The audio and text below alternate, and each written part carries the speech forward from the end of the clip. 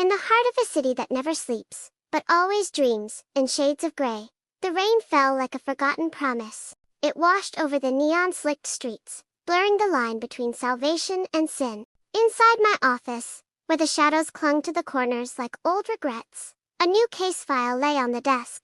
Its name, The Serpent's Kiss, felt less like a title, and more like a premonition. The details were sparse, a whisper of a crime that no one wanted to talk about. A puzzle with half its pieces missing, and a victim whose silence screamed louder than any witness. I poured a drink, the amber liquid catching the dim light, and stared out at the sprawling metropolis. Somewhere, out there, in that concrete jungle, the truth was hiding, and it was my job to drag it, kicking and screaming, into the light. This city had a way of chewing up good intentions and spitting out hard lessons. And I had a feeling this case would serve up a feast of both. The investigation began, where all desperate things do. In the city's forgotten corners, my journey was a descent into a labyrinth of smoke-filled back alleys, where secrets were traded for coin, and down to the bustling docks, where the fog rolled in off the water, thick as a shroud. Each lead was a breadcrumb, a fragmented clue leading me deeper into the belly of the beast. I navigated opulent clandestine clubs, where the city's elite played their dangerous games behind velvet curtains. It was in one of these gilded cages that I met her. She was a vision, in satin and sorrow, a femme fatale, with eyes that held the city's oldest secrets. She spoke in riddles, offering just enough information to keep me hooked. A tantalizing glimpse of the truth, wrapped in a web of carefully constructed lies. She was a key, but to what door, I couldn't be sure. All I knew was that turning it would unlock something terrible. Following the ghost of her words led me not to a person, but to a symbol, a coiled serpent eating its own tail. This emblem was the calling card of a shadowy organization, a phantom menace that pulled the strings of the city's most powerful figures. My inquiries didn't go unnoticed. The first warning was a shadow that lingered too long in a darkened doorway.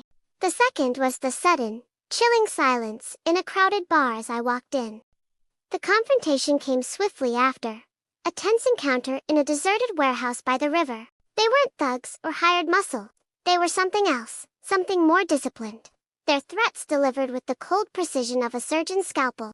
They spoke of an empire, a new order built on the city's old corruption. They made it clear that I was digging where I shouldn't, and that the next hole I found myself in would be my own grave.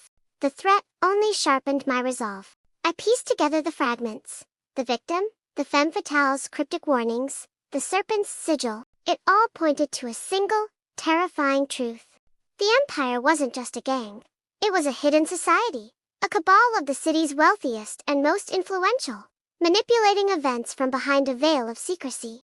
They were the architects of the city's misery, profiting from the chaos they created. As I finally uncovered their sanctuary, a lavish estate hidden in the city's affluent hills, the trap sprang.